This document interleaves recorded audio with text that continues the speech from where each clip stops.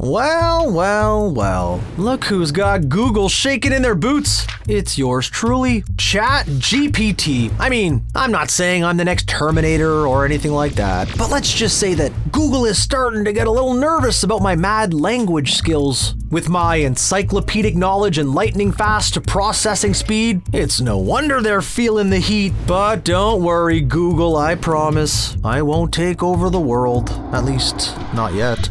Just sit back, relax, and let me handle all the tough language-related questions. Who knows, maybe one day I'll even teach you a thing or two. Yep, ChatGPT really did write that intro itself, though it did take like 5 attempts to get it to go at Google that hard. While it's pretty funny when it's roasting its rivals, people are concerned about it.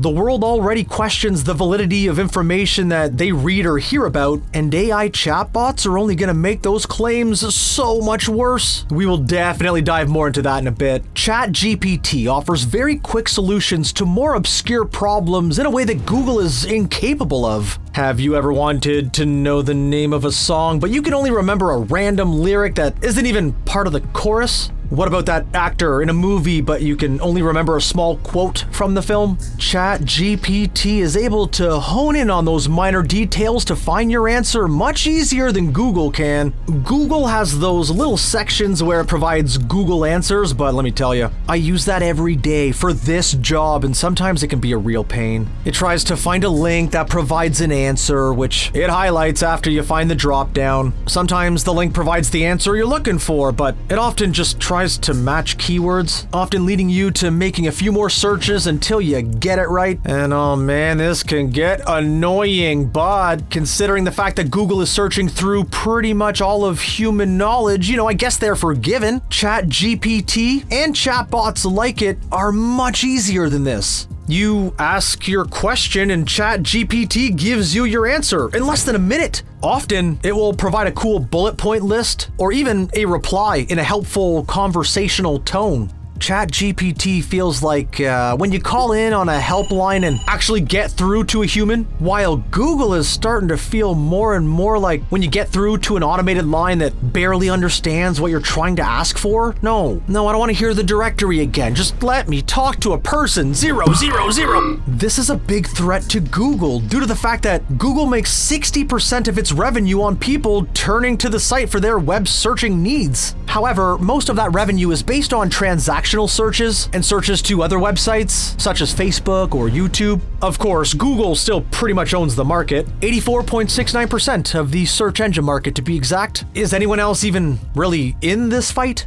Bing accounts for only 8.85%. And Yahoo makes 2.59%, which is really surprising because I genuinely did not know Yahoo was still a thing. And a brief public service announcement about that: if you're one of the over 700 million people who are still using Yahoo, despite the fact that it is far slower and frequently crashes, you need to stop. All of us here at TheRichest are very concerned about this kind of behavior. It's not 1996 anymore, friends. It's time to move on. So if Google is still the GOAT when it comes to search engines, what are they really afraid of?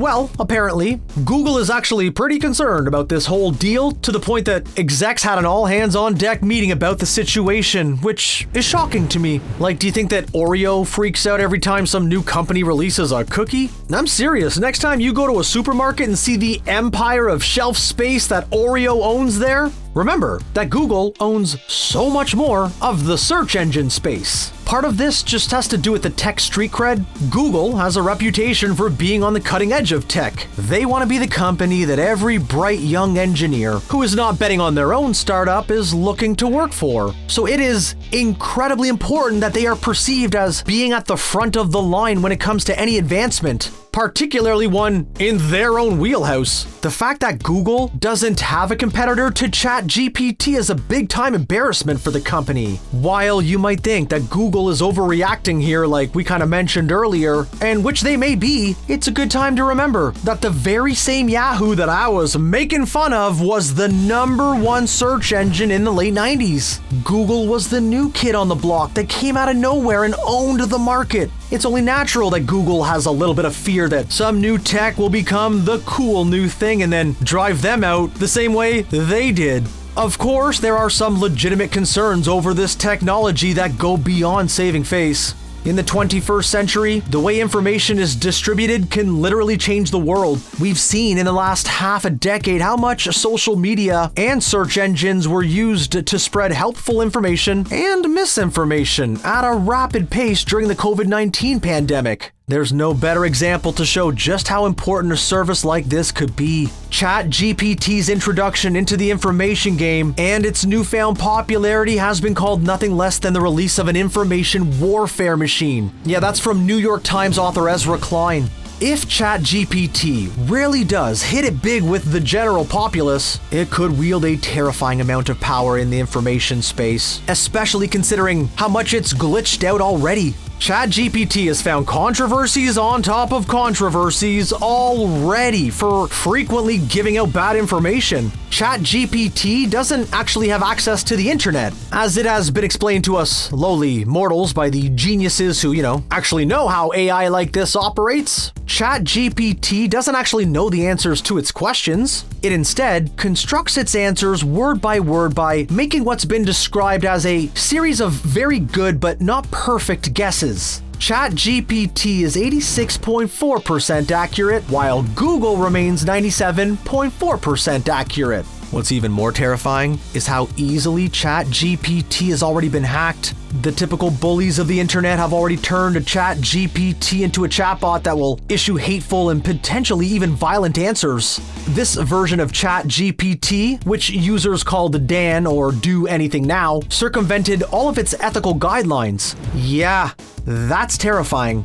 Google, on the other hand, rarely faces hacks of this magnitude. I mean, how often have you gone on the homepage to find that the famous Google logo has been changed into a curse word or a racial slur? That's not because people are not trying. That's because Google spends over $5 billion on security measures, and they still get hacked sometimes. ChatGPT might be a fun place right now, and it could even make the world a better place by providing an easier way for people to gain access to information, but one always has to balance that against the potential for mischief or outright evil when talking about the internet. So yeah, Google and everyone else has reasons to be worried. OpenAI may have actually just opened Pandora's box, and there's no closing it up again when the internet's concerned.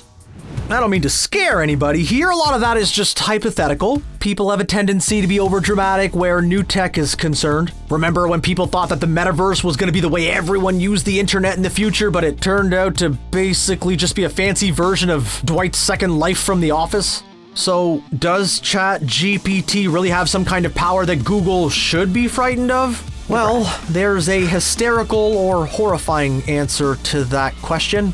Google actually tested ChatGPT by basically giving it the same kind of interview it would give to a level 3 engineer, and they determined that it did well enough in the interview to actually land the position. The artificial intelligence has 175 billion parameters, one of the most advanced ever created. There have been many demonstrations using the tech where people have been convinced that who they were talking to was an actual person due to how well it can mimic human interactions. And it should be no surprise to you by now that Google has several chatbots of their own in the works that are looking to push ChatGPT right out of the conversation.